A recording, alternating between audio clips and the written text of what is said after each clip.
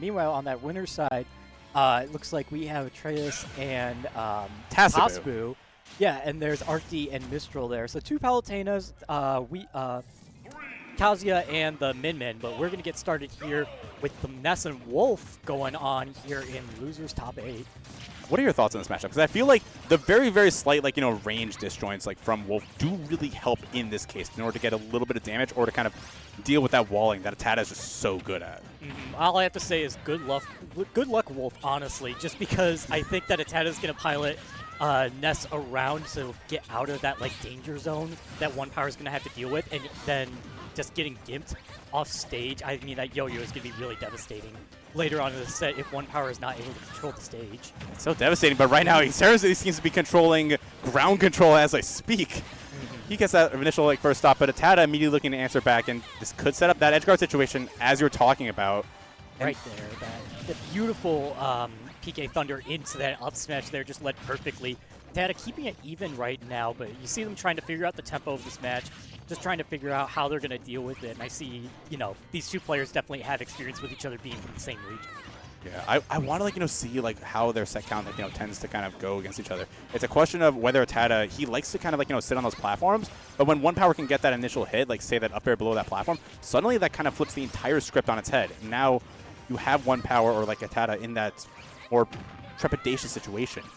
But instead, it just seems like both of these players, they're going back and forth trying to get that center control as much as possible. Oh yeah, definitely. And I think that center stage is going to be very helpful in this set just because both characters, I guess, off stage, difficult to edge guard just because also with Wolf, with OnePower, just reflecting the PK Thunder back or just even trading a small little blow from a Nair with ATATA could spell disaster just trying to recover back the stage. So yeah, that stage control is going to be very important going out through this set. It's kind of interesting because, Wolf, we've seen, him getting absolutely obliterated by a lot of this offstage pressure, but he is also, one of those few characters, as you mentioned, with that Reflector that is able to kind of, counteract that typical Ness edge guarding flowchart that we're kind of so used to. But we were, talking about, Ness, being on the stage, but ATATA is perfectly comfortable to stay there.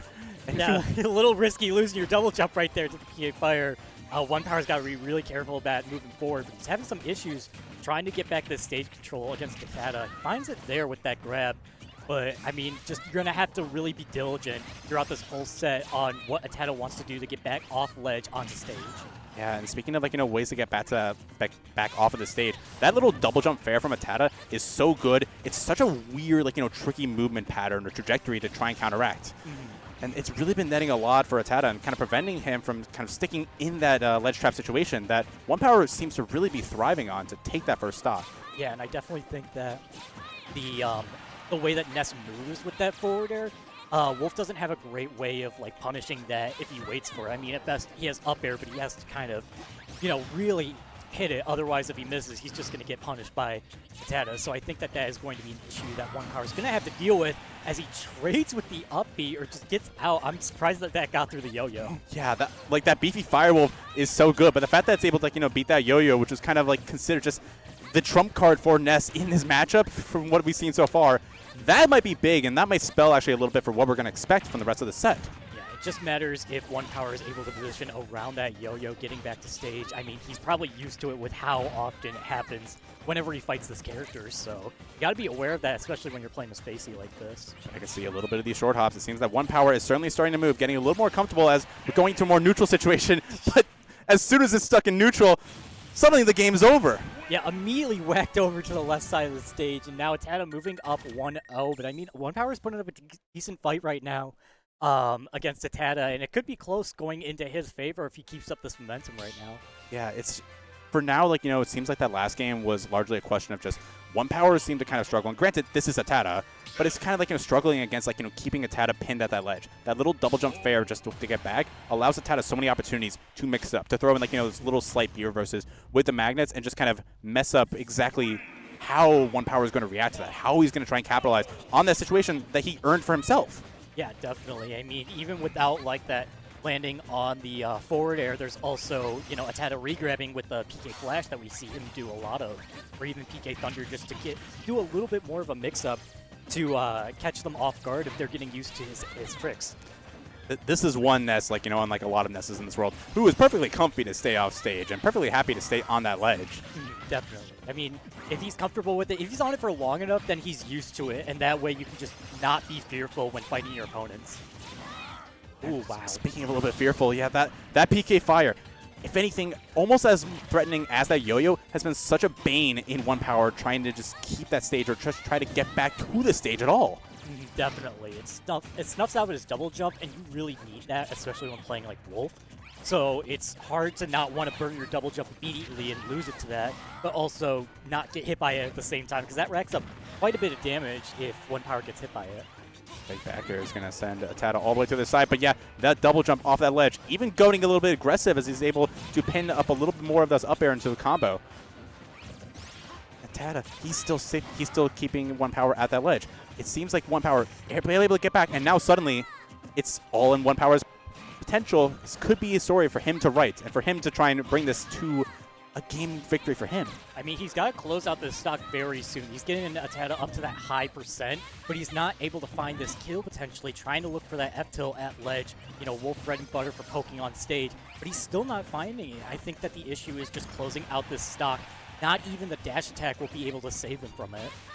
That boot, that kicker, that's the thing that's going to, win whole kickball games back in the day, but still not going to even destroy ATATA, as suddenly that F-tilt, it's such a safe poke, but it's kind of what you need if you want to be able to win this game. Yeah, definitely. I mean, OnePower needs it to work out sooner rather than later. Unfortunately, missing that rocket gets a little bit of a combo started, but does not follow through correctly to get more out of it. Now OnePower just on that ledge once again in the corner where it's been so devastating for him to be able to deal with ATATA's onslaught. It was the strangest angle I've ever seen from a dash attack. OnePower certainly going to take it to the bank as he piles on a lot more of this damage onto ATATA. But even just you need a little bit of a fair to get past the aggressive Firewolf off the ledge. ATATA didn't want to go for the yo-yo again, instead trying to go a little bit more aggressive with the back air off stage. And he's going to pay for it with his stock. OnePower did a great job of surviving with the second stock. He loses it here, but he made quite the uphill battle to make this back to even. One stock's apiece now. Back to this neutral, trying to see what both players are going for. Looks like OnePower gets a little bit too antsy here, even 50% off just one misinput for a quick, a bad run-in, I'd say. This match has just been one battle after another, and ATATA certainly wants to win the war at this point. But OnePower has something to say about it. These little disadvantage situations have been really working out for OnePower so far in this game number 2. At least a lot better compared to that game number 1. Yeah, he's doing a very good job adapting to what ATATA wants, but now he has to find his way on stage once again. The unfortunate, good timing on the yo-yo, but it's quite not enough. That Nair will cover that jump from ledge. Now moving up 2-0, ATATA still is having to make some changes in this gameplay to stay ahead of OnePower, who's really fighting for this. We were kind of talking about the range or how ATATA was kind of walling out with those fairs, and he was holding on to that in there for quite literally the last second. And it is such a quick move. It's such a powerful move, and for no reason whatsoever. But it ended up panning out, and it ended up exactly where it needs to be. It's what ATATA needed to seal out that game, to go up 2-0. Yeah, it punishes that jump from ledge, which of OnePower would be doing more so, just because ATATA's doing the yo-yo. Ooh, wow. But ATATA's doing the yo-yo on ledge. He wants to just get off of it immediately, so it punishes those aggressive off-ledge options wonderfully, and it's that mix-up that you need to stay alive in the set.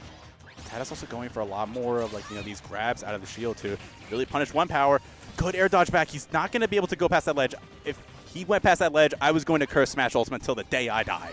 Yeah, just enough, barely being able to hang on here, but this just, difference in percent is just not working out for OnePower here, even with how he's trying to get back to stage. No tech right there for the untechable, and now ATATA has this lead trying to make a little bit more here.